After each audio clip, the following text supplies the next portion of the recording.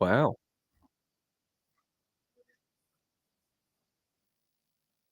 Excellent. Service-based business, looking for local customers. Great stuff in Barbados. And, what's the weather like where in Barbados? Is it similar to Jamaica, or my geography's not very good?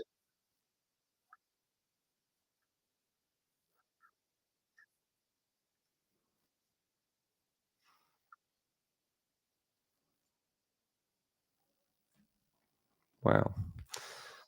We've had quite a fantastic spring in the UK. The weather's been really a blessing, really hot. Not so good for farmers who are trying to grow grass and crops, but it's been pretty good. Hello, Sharon. Welcome to the masterclass today. Whereabouts are you calling from? Market Harborough. So I was born in Leicester, and my dad was born in Rugby. Um, so he used to travel quite a bit to Coventry. So we know a little bit about Market Harborough. No, or Jamaica. Uh, Welcome, Richard. Oh, Richard, I think you're muted, or you've not got audio. Could be you're muted.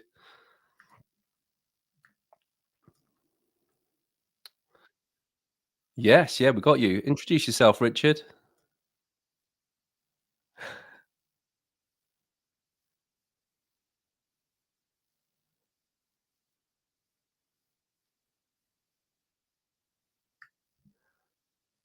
Excellent. Well, welcome. Today's focus is all about Google Business Profile, and going to hopefully help you guys with getting the listing where it needs to be. So we've kind of allowed enough time to get warmed up. Hopefully the audio is okay and everyone can see me. This is going live to LinkedIn. I think it also goes live to YouTube possibly as well. So just bear that in mind. We will be recording this as well, and if you need a copy, we'll make it available at the end of the meeting. Um, so this is all about, if hopefully you're here because you're serious about getting found locally. And just going to quickly introduce myself. My name's Alex Smith, and I'm from Leadeth, Leadeth.io, which is a business that I founded. And over the next kind of 30 minutes or so, I'm going to show you exactly how to set up your Google business profile. Also used to be called Google My Business, and then they changed the name of it. It's actually we're going to have to make this work for your business. So everybody here, your business is different. The settings will be different. There's no theory, no fluff, just the system that's working right now. We're going to dive into the current system as it is. So this is current as it looks to me going into it in the demo. We're going to be covering the three main business types and which one you actually are. We'll look at the profile setup, what it takes to get you to start ranking, and we'll also look at maybe a content strategy, and that can be done quite quickly. I have a 13-week content cycle strategy, and then I start to recycle content. But content is all about drawing leads in from you putting educational bits of content out there on social media. And we'll also look at number four, so what's killing your visibility right now. So feel free if you're taking notes, great. If you can multitask and be on another tab in Google with me, that's really cool because this whole thing takes about 30 minutes to do. Most people will neglect it, forget about their Google listing. Maybe they get a reminder about changing the hours or the opening hours or something like that. But it's really important to keep going into it regularly, every 3 to 6 months, I would say, just to make sure you're up to date, because Google is still a powerhouse for traffic for your website, for your business, despite AIs taking over search engines and things like that. So let's dive straight in. So I'm going to just load up a screen share. So I'm going to load up Google My Business. I'm just going to log in now. Has everybody here currently got a claimed their Google My Business listing, or is anybody completely new and not aware of Google My Business? Thank you. Anyone else?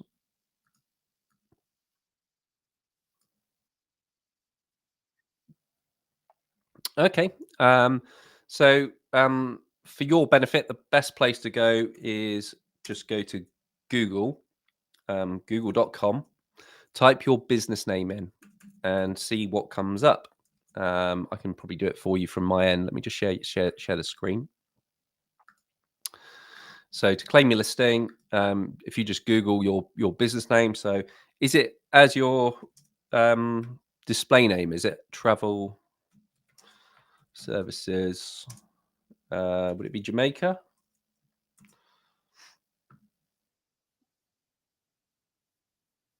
Okay, yeah, I put Jamaica in to see if it gives me a more relevant listing. So I can see you've got a Facebook page. You've obviously got some sort of Instagram page as well. So you're going all out on the social, which is fantastic. So we need to just get you listed on Google. So um, the best way to do this is just to type in Google business profile or listing, Google business profile. Can you all see the screen share? Okay, yeah, great. And then within Google business profile, um, either the top link here that comes up, get listed on Google. You'll want to click get started. And then here you can type in your business name. I'm just going to share this new tab that opened up and put in your full business name as it's listed. Don't put anything else in there. Don't keyword cram. That's really not helpful. So just put your business as you're known as you're found, as you're registered with. Over here, we've got Company's House. That would be my recommendation. And then you also need to choose a category for your business. And then you can click next. And then you give it your contact details and you can claim that listing if it's found one for your business already. If it's a brand new listing, you have to create and add a few more details. So that's how you get started with us. Was that is that fairly straightforward? Yeah, sorry.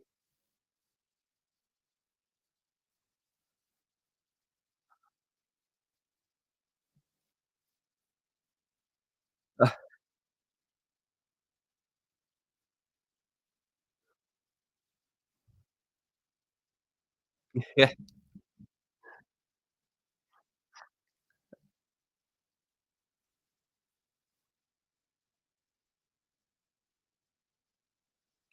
yeah. So presumably you've got to that verification screen and it wants to see little bits of criteria. So it wants to see if you've got a sign above a shop or something like that, or a yeah,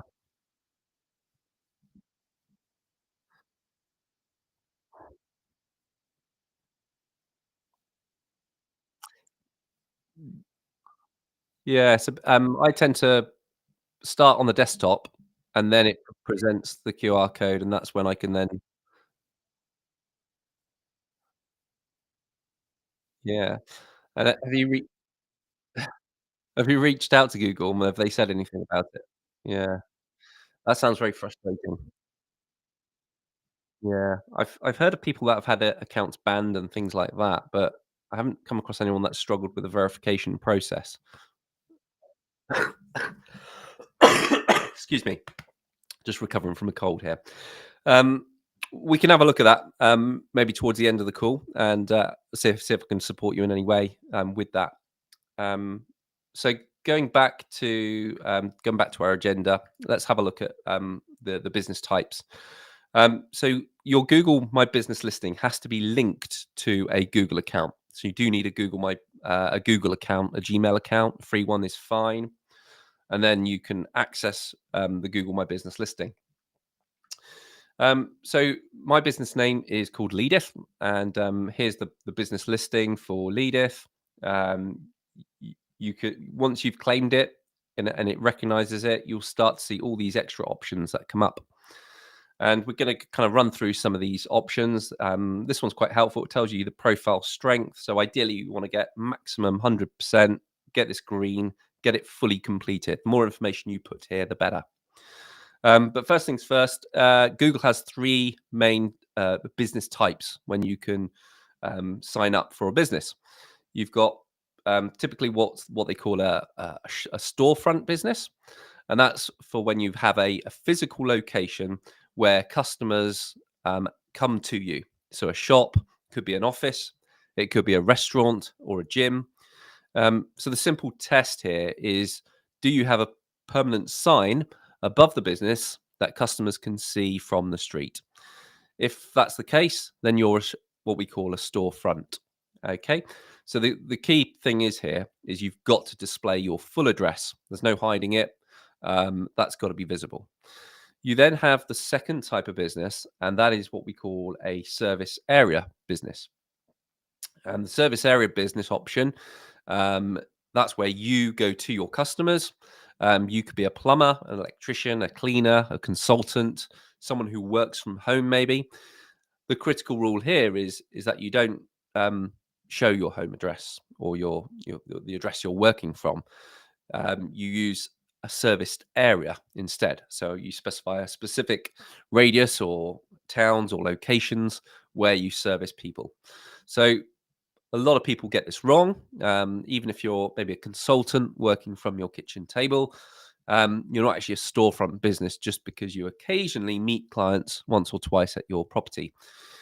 You've then got the third option, and the third option is a hybrid business, and that is maybe you do both. So customers come to you, and you also go to visit them at their location. But here's the catch: you don't have a permanent external sign, maybe visible from the street. So Google might consider you as a service area only. So think about the type of business you are right now. Hopefully, it should be fairly obvious. Are you listed correctly? If not, you could be fighting this uphill battle always to maybe prove yourself, prove the verification. So it could be going into Google and being able to change this might help. So on the about section here, obviously you can change your business name. So you can also specify a business category, and you can specify a primary category. So that's the main category that you will be coming up for in searches. So try to put your key one there. But you can also start to add additional categories. So I put in five other categories. I'm not sure how many you can add here. Actually, I think you can probably add about 10 or so. And it's really good to add those subcategories because obviously, if you're someone is searching for maybe a marketing consultant, and if they're searching for a specific area, then you're going to be found from the search. The next step is the description. So here you can edit the description. You've got 750 characters. Again, this is where you really get to sell how your business helps others, what it is that you do. Keep it quite concise, but it's obviously wants to be quite keyword rich. So this is like, for me, B2B is one of my biggest audiences. So I've mentioned B2B twice. Obviously, LinkedIn is quite important for us. So LinkedIn's mentioned in the first paragraph and also in the second paragraph. So emphasizing LinkedIn quite a lot in that about box to try and maximize our visibility. You can also specify the date the business was opened. You don't need an exact date. I just put a month and a year. And then you've got the contact information. So if you've got a phone number and you're answering, hello.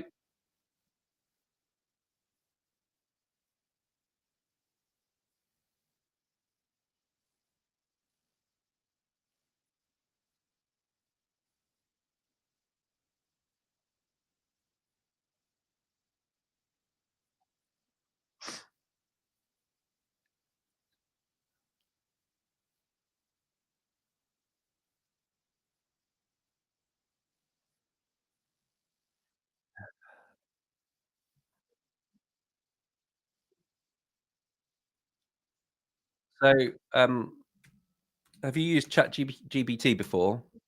Yeah. So I would go into ChatGPT and say, I run a how many staff? How many? So a home-based nail salon in Jamaica. Oh, you're Barbados. Sorry, Barbados. Um, what makes what's kind of stands you apart from the others? Why are you so special?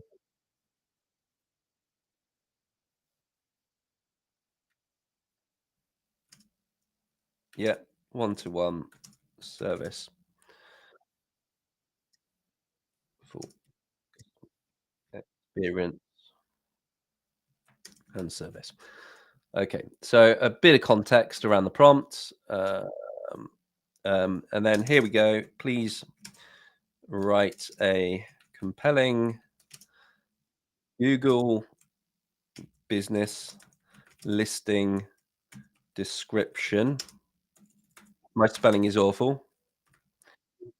For my business, um, use a maximum of 750 characters. No emojis. Emojis take up more characters. Um,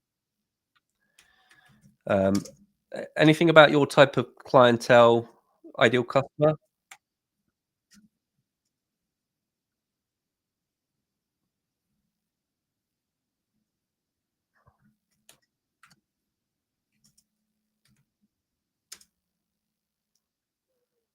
Okay, let's just send that out and see what happens. So here we go. So experience personalized one-to-one nail care in a serene home-based setting in Barbados. Obviously, you could put in the town to make it a bit more localized.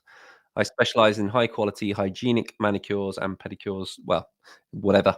If you don't offer pedicures as well, then that's fine. Tailored for professional women aged 35 and over who value exceptional service, attention to detail, and a calm, unhurried environment.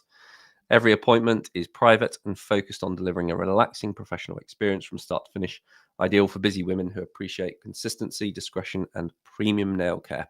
So it's kind of elaborated a little bit based off the back of the prompt, but it will give you a starting framework. It's not, it just needs a bit of a polish, and then, but it might just give you a, yeah,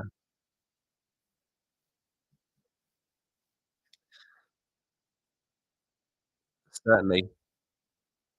Yeah. And I would look up other competitors in your area and see how they're positioning themselves in their description, and then copy and paste 3 or 4 different descriptions and say, "Here are my top competitors," um, and if there's one that you really shines and you like the look of, you can say, "This is a really good one."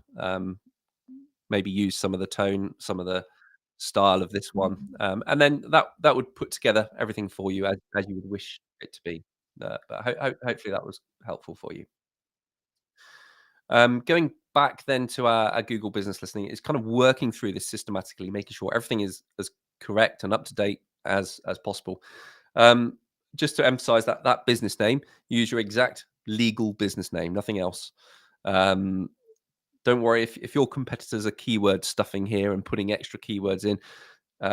It's down to them. Google will penalize them if they do that, and you've got to be smarter than your competition, not as desperate as your competition. So just go with your full business name is always the best option there, rather than getting banned down the line. Um, we looked at the categories. So the primary business function is the most important. Um, so get that right. Make sure you're ranking for the right sort of traffic under the main keyword. And then this kind of business description, mention your service area, include the primary services in the description, include um, all those natural keywords that people might be searching for. And yeah, as I say, it's 750 um, characters. Um, what Google don't tell you is actually the first 160 characters are the critical things, because they're the first characters that are going to turn up in search previews. So if somebody hunts down your business, that first paragraph is kind of what shows. The rest of it only shows if they come into your business listing and look at the about box. So it's important to just get nail that very first section of the business description. Always end with a clear value proposition, um, and yeah, and just make sure you mention areas that you service. Be super clear. Um, we've talked about the services. Obviously, getting listed for as many of those services as possible is really helpful. Um, as you come down here, you'll have phone numbers. You add your website. Um, if you've not got a website, try and link maybe to something like Facebook if you've got a Facebook page. If you've got something else like a booking site for booking appointments or something, you could include that as well. If you've got the chat feature enabled in Google, your Google business listing, this enables you to receive messages via your Google account. So if you're not responding to those chat messages, don't list your chat number, because obviously that's going to wind people up. They're going to be trying to reach out to you and you're not seeing them. You're not picking up the notifications from Google and not responding to them. So it's best to just not have that there. But certainly if you know what Google chat notifications are, or you've got a system that collects them, aggregates them to a one central place, then feel free to utilize that as well. Um, there's something called a short name. So a short name, if you've got lots of different stores and they've got codes and things, that's where these short names come into it. And then you've got your location. We looked at the different types of locations, service areas versus um, specifically an address. Yep.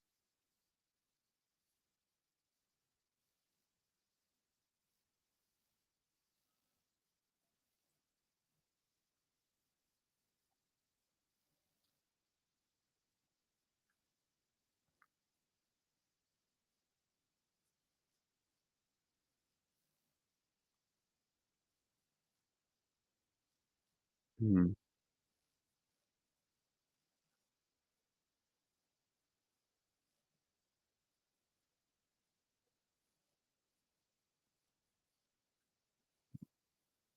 for sure.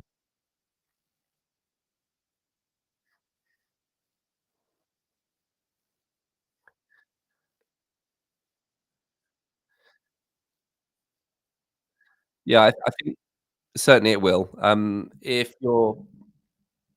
If you're primarily servicing customers at your premise, you want to make it as easy as possible for them to find you. Um, I think, yeah, in terms of security, you've just got to do a bit of checking around your property and making sure you've made it as secure as possible. Um, I don't know if you've got CCTV cameras or things like that that you can.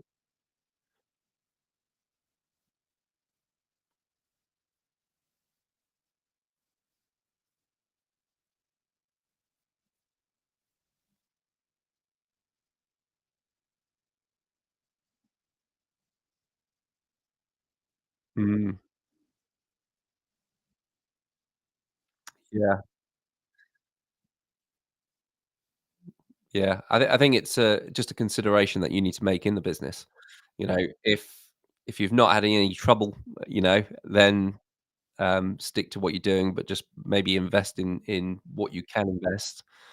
Even if it's just signage and some dummy cameras. Dummy cameras are very inexpensive. Often they act as a really good deterrent. Um, uh, so yeah, just signage and dummy cameras. If budget was.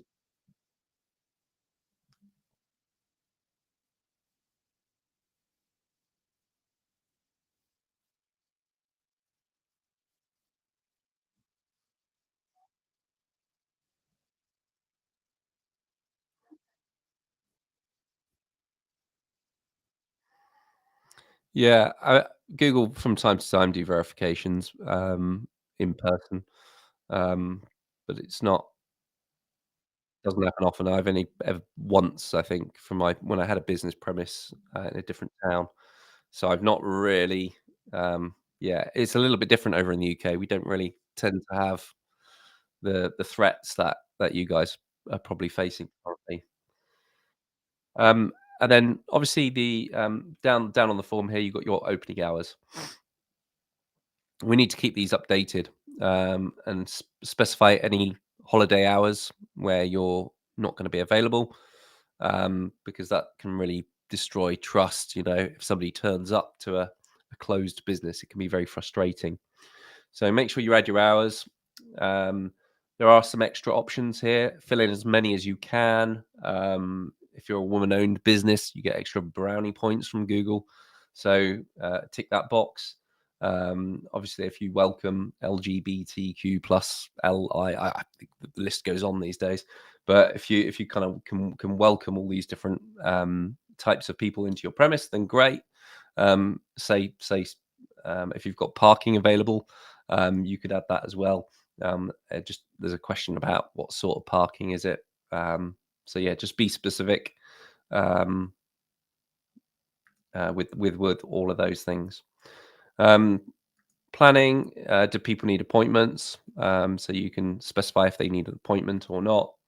And then if you've also got service options, if you offer online appointments, on-site services available, any other languages that you can communicate to people in.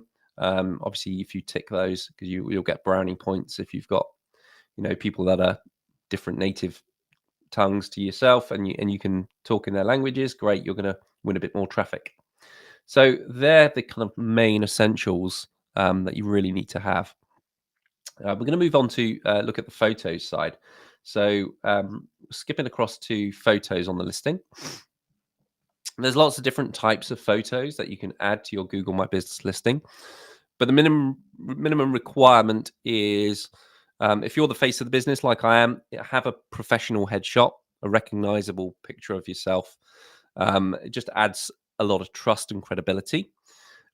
You can also add a logo. So if your business has got a logo, you can upload your logo to the photos section.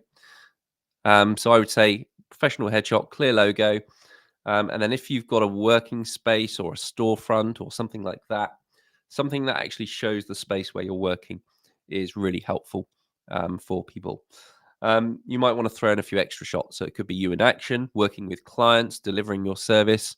So if you've got a picture of yourself there, conducting some treatments, nail treatments, whatever it might be that you do, that will really, really help. And Google will prioritize your listing if you've got more photos there. So that's really helpful. So that's just kind of some top tips on the photos side. Obviously, quality matters.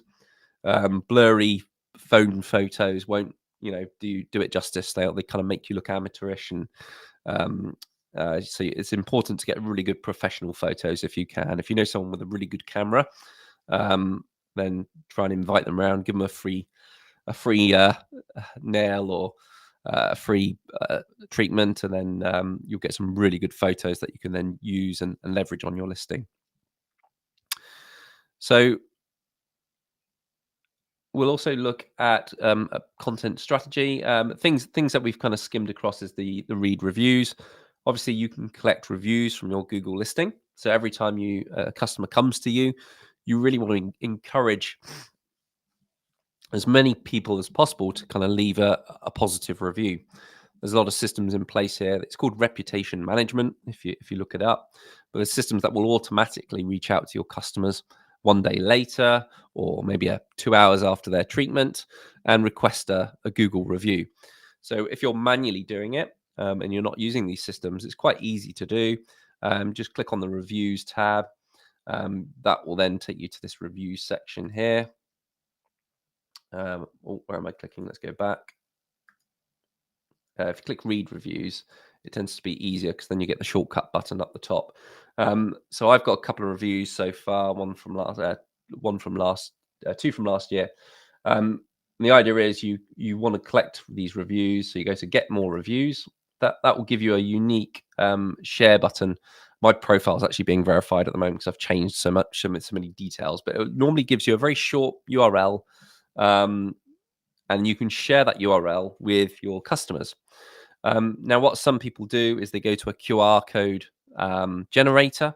They paste in the Google review link, and that really helps because then you've got a nice QR code that people can easily scan. As they walk out your door, you could say, "Hey, would you like 10% off your next treatment? Just leave us a 5-star review," and that would be fantastic. And that really encourages you to start collecting more reviews. Reviews have a huge impact in terms of visibility and Google seeing, presenting your listing first. So obviously, if you've only got 2 reviews and a competitor's got 20, they're going to be pushed much higher up the rankings. So reviews is quite important. it's good to collect the reviews, but it's also good to respond really timely to each of those individual reviews. And if you can make it a personalized response, that really helps rather than just a generic thank you for your 5-star review. You know, think about the actual review, what stood out about the review, and start to get a bespoke response on that. So as I say, there are systems that can do all that for you with AI these days. Um, so that should help having those reviews. Um, yeah,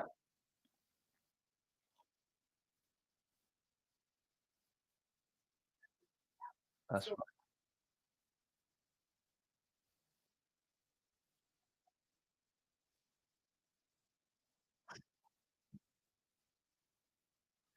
Yeah, I mean, if your customer journey is they come straight to Fresher, they do the bookings, and Fresher is generating the customers for you, great, stick with that. But I would say if you're don't if you don't want to be so reliant on Fresher, and you want to start to have your own listing, and you want to generate your own inquiries as a result of Google searches, local business, traffic in your local area, then having the Google reviews will really help. So um, let the fresher ones build that up because that's good credibility, but also have a you know strategy where you're looking to build up the Google reviews as well. Sadly, you won't be able to copy and paste it. So Google reviews Google reviews need a Google account. So every individual has to have their own Google account where they can then log in and hi by Richard. Notice he's popped off. Yeah, so they need a Google account to write the review. And Google are quite strict in terms of the policies and things. They'll cross-reference things. So if you've got another Google account and you're writing yourself a review, it will detect that and it will just, it will pull it off straight away. So don't try and outsmart it. Just get genuine reviews every time. Um, and a 4-star review is credible, it gives you an opportunity to improve. Why did they drop you a star? And the way you respond to those 4-star reviews has a huge impact and influence on how people potentially come to you. And it just shows, what have you implemented? How have you changed as a result of that negative or slightly negative experience with someone? So don't worry about 4-star reviews. I think they're really helpful in terms of learning and helping you to do more. Um, so I just wanted to move on to content strategy. So most people don't really think about this in too much detail, but obviously down here on your Google business listing, you basically have a feed, like a social media feed. So you've got to see Google as a social media channel like X, Facebook, Instagram. If you're already posting to these channels, you should be posting that same content out to your Google business listing. And that's really going to help because Google will realize that you're an active business. You're reaching out with helpful resources and education and tips, and it could be testimonials and things like that. And that really does help with the algorithm. It helps your listing to rank a lot higher as well. The way you would do it is just in your Google business listing here. You've got add update, and you can add a post to your Google feed here. Unfortunately, mine I can't demonstrate it because, as I say, my profile is being verified. I've had to go through the video verification process the other day, as Sharon was talking about, and I'm just waiting for it to be accepted, and then I can go in and edit more details on my profile. I actually use a third party tool to post to Google, post the updates. So I've got it all scheduled. I have 13 weeks of content. I post every single day, which I can schedule, so it just happens, and I don't worry about it. Most people forget what you posted last week, so the 13-week cycle just works really nicely because that's a quarter of a year. So your posts are only going out 4 times a year. Yeah. If anyone wants to see some ideas around posts, I'll just super quickly log into my Trello board. So this is how I manage my social media for Leadeth. I have a ideas pot down the left-hand side here. Just lots of ideas that come into my head. I'll create a ticket and put some ideas in there. Mondays, I tend to do thought leadership. So this is all about just quotes from people, inspirational stuff. Bit of just thought leadership is really good. It sets you apart, sets your thinking apart, and shows people, your values, which is really helpful. Um, Within the software here, obviously you can upload images and you can put in a description. You can add any hashtags. So when I go into my social media scheduling tool, it's just a copy and paste job. And you can share this board with other people. So if you've got a bigger team and you've got somebody who's creating all this content for you, that's great because you can get them to fill up your board and then you can just approve it and schedule it. So Tuesdays is what I call Testimonial Tuesday. And that's where I'll just kind of share either a Google review, share a LinkedIn review. Other people's experiences of your service basically are very, very powerful and they impact the next sale potentially. So I've got 4 video testimonials that I've collected. So those will be in the 13-week mix. So Tuesday is Testimonial Tuesday, and that's where I would showcase a video, and I would share a bit of text, put any hashtags on that. AI is your biggest friend in terms of content creation and social media. It really can take the weight off. So if you're thinking, how am I going to create enough content for 13 weeks? It's actually quite easy with AI these days. Wednesdays, I tend to post just tips and processes, different things that I'm working on. Thursdays is all about education creators. So I post useful things, podcasts. It's all about educating your audience. And then Friday, if I'm running a Tuesday masterclass like this one, I'll tend to promote that on a Friday for the next week.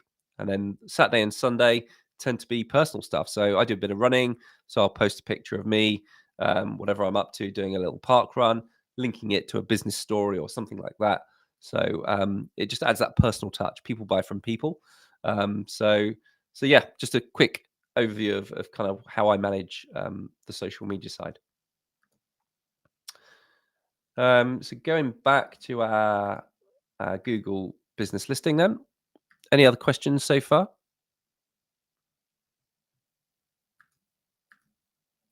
All good. Yeah, so with that social media strategy, most businesses just set up their profile and they'll forget to do any posts, any updates. So if you're going one step beyond and putting the time into maybe just once a week, a quality piece of content once a week, that's going to put you ahead of others. So think about how you roll that out. I mean, you might do week 1 behind the scenes, week 2 a client success story. Obviously, get their permission. Most people are happy to, fly the flag. Week 3, you could be doing your educational tips or something to do with the processes. Week 4, you might want to talk about team or do a personal update or something like that. And those posts need to be quite short, 100 to 300 words. People will switch off if they're too long. People don't want to be reading War and Peace. Excuse me.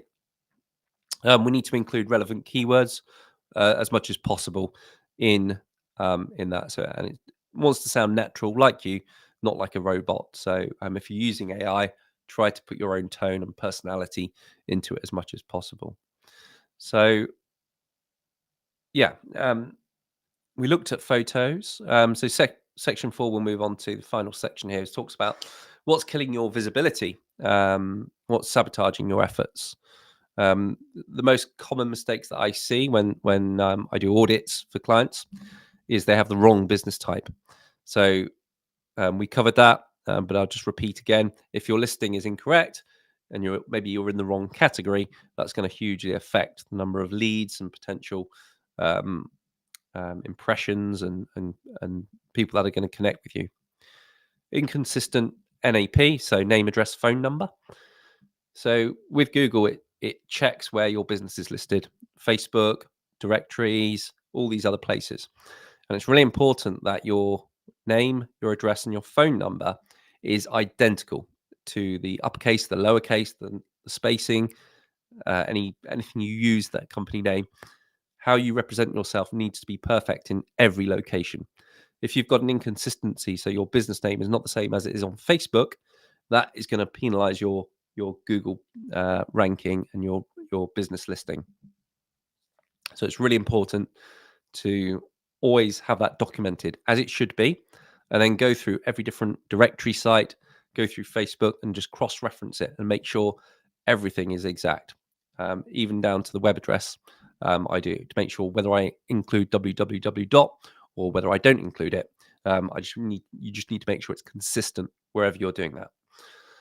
Another um, big visibility killer is people not using the messaging facility. Obviously, turn it off if you can't monitor it or can't facilitate it.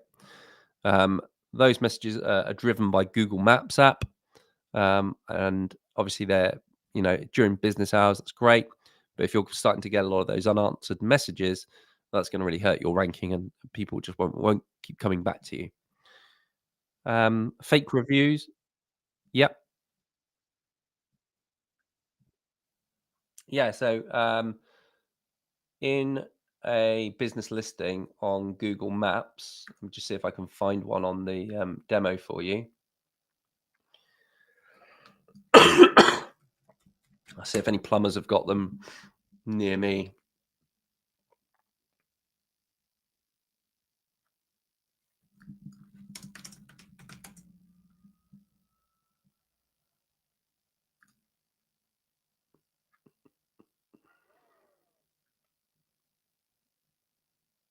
Struggling to find it on a desktop.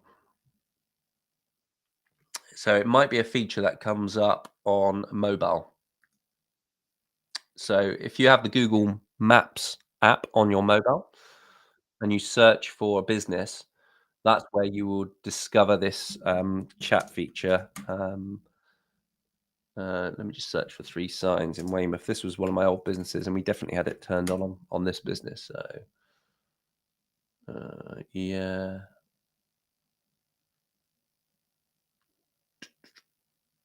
Ask the community to write the review. Yeah, I'm struggling to find that chat feature. So I'm pretty sure it comes up on the mobile app. I'm just going to test it now. Just see if it is Google Mobile.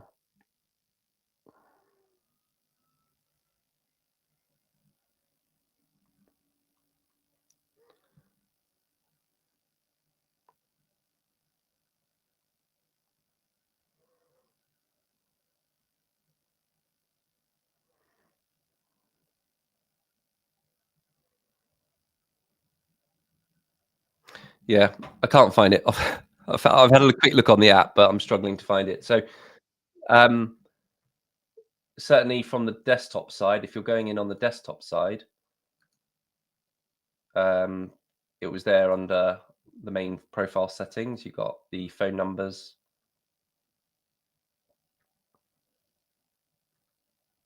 So it's this one here, chat. Allow customers to chat with your business via SMS or other apps. And you can specify text message or WhatsApp are the 2 options there.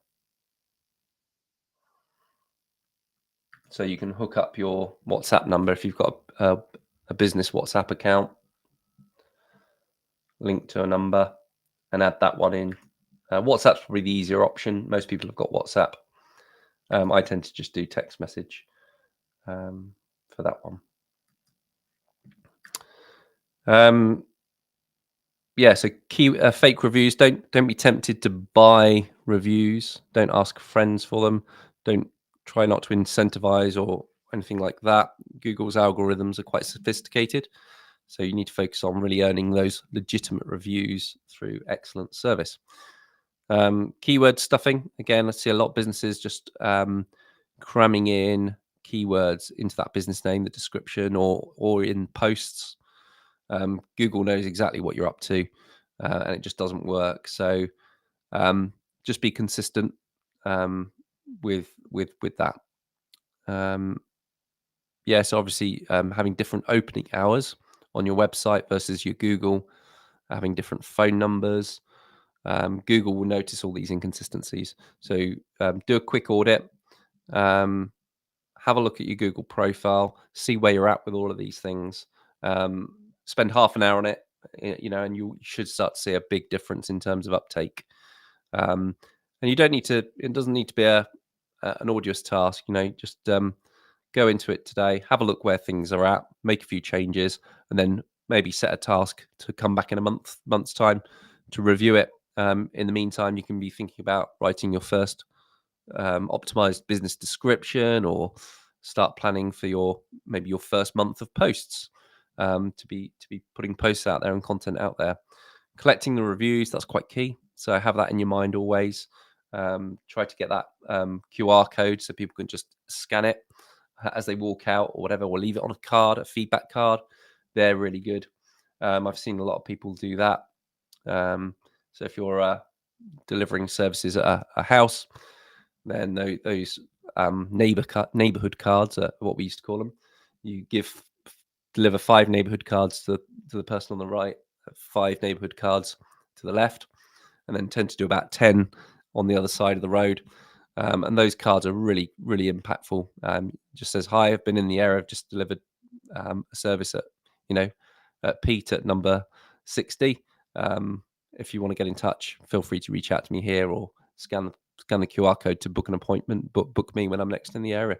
That's a really good strategy in terms of winning more business. So you could link your Google My Business profile to a physical card, so people can check you out. Scan the QR code and check you out on Google to see how legit you are, and read all the reviews and stuff. Any other questions specific? I know Sharon's itching to share her pains. Any other questions on what we've looked at today?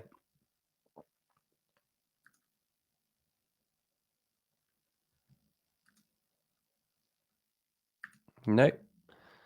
Yeah. So happy to stick around for another 10 minutes. Sharon, if you want to dive into your specific problem, happy to look at that as well.